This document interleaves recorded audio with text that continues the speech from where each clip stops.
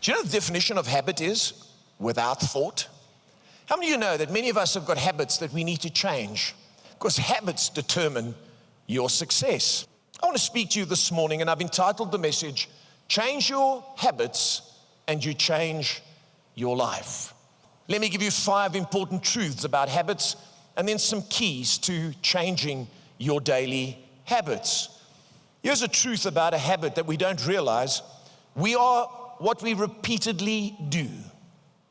We simply are what we repeatedly do. The second thing about habits is this: they allow us to do things without thinking. You say, hang on a minute, shouldn't we be thinking? No, in certain areas we should be doing good things without thinking. And habits are unconscious thinking and behaviors that we build into our lives. Number 3, the third thing about habits is this, is they are responsible for our happiness. People are expecting others to make them happy, the government to make them happy, the economy to make them happy, possessions to make them happy. But when you have control over your habits and your habits are good, a certain measure of happiness flows into your life. Number 4, they determine our wealth or poverty. You can be wealthy, you can be educated, but if your daily habits are poor, you will end up in poverty. Number 5, the 5th thing about habits that's important this morning is they determine our spiritual growth and stability. If you want to grow spiritually, it doesn't happen automatically. If you want to be a strong, stable Christian, you have to have some good habits. Did you know when you examine Scripture, you see that many people had good habits and bad habits? In fact, Jesus had habits, so did the Apostle Paul. And Israel was taken off course by adopting the culture's habits. Notice here in the book of Luke, chapter 4, it says on the Sabbath day, he, Jesus, went into the synagogue as was his custom. The other word for custom would be habit. Jesus had a habit of going to church. If anyone didn't need to go to church, it was him. Acts chapter 17, it says, as was his custom, Paul went into the synagogue. So Paul habitually went to church, read the word, preached the word, spent time in worship. But in Psalm 106, we notice what Israel did, and it was their undoing. It says, but they mingled with the nations and adopted their customs. You'll never be strong spiritually if you adopt the customs and the habits of the culture around you, because their habits are not habits that lead to growth. They're habits that lead to breakdown. So let me give you some keys this morning, 6 simple keys. Number 1, the first thing we need to do is to recognize good habits as the key to all personal success. People are successful because of good habits, not luck, not upbringing, and not education. Education is valuable, talent is wonderful, but personal habits lead to personal success. The second thing about changing our habits and changing our lives is this. You need to review and reset your habits because you can. Look at them, review them, examine them, then press the reset button if you like, because you can. And I say because you can, a lot of people feel, oh, this is just me, I'm stuck here. No, you're not, you can change it. At any time you can change it. If you're in debt and you're constantly overspending, at any point you can press the reset button and say, I'm not doing this anymore. I've got the habit of going into a shop and telling myself I deserve it when I don't have the money. Happiness should come from saying I didn't have to buy that. And I'm not talking about poverty. I'm not talking about living, small-minded and not having good stuff. I'm not talking about that. I'm talking about just the ability to control. Number 3, you need to apply the law of displacement. The law of displacement. That means you have to replace something with something else. Bad habits have to be replaced with good ones. You can't just stop doing something and live in a vacuum. I'm not eating cheesecake anymore. No, you need to find something else to eat.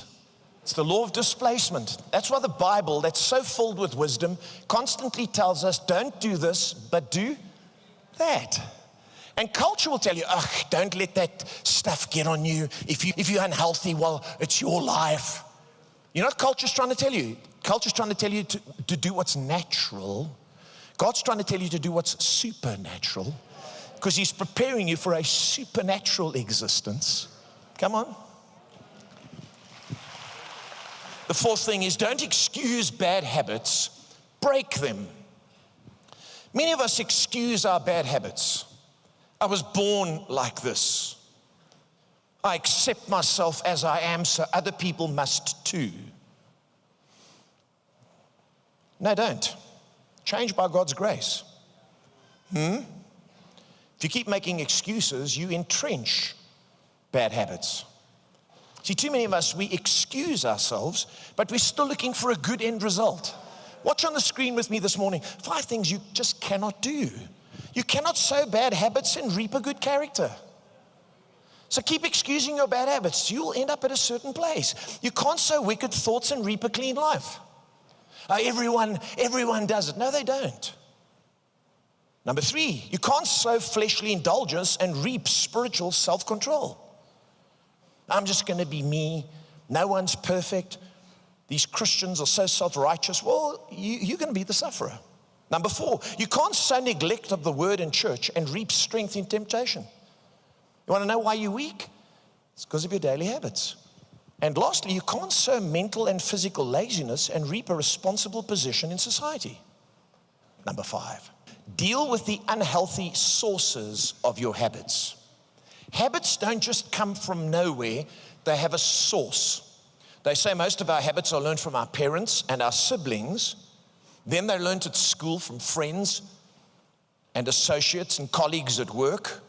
Then from the culture, what we read, what we ingest through television and through media. And then from public figures that we respect and admire. We've got to be people who watch out for the influences in our lives, and we need to encourage each other to serve God and to stay plugged into the purposes of God. Number 6, this is very important today. Create habits around your life goals.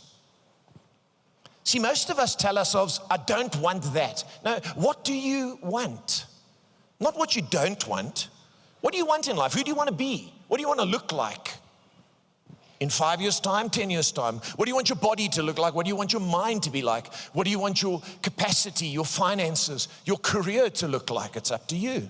What do you want your asset pool to be? It will be determined by your daily habits.